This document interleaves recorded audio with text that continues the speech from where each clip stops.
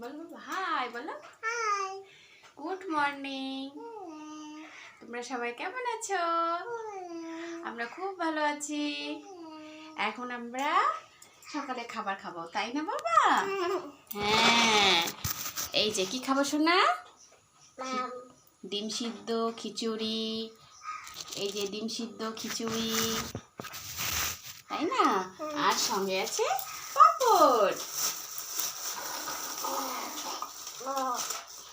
গাড়ি নিয়ে আস্তে ফেলে দেবো।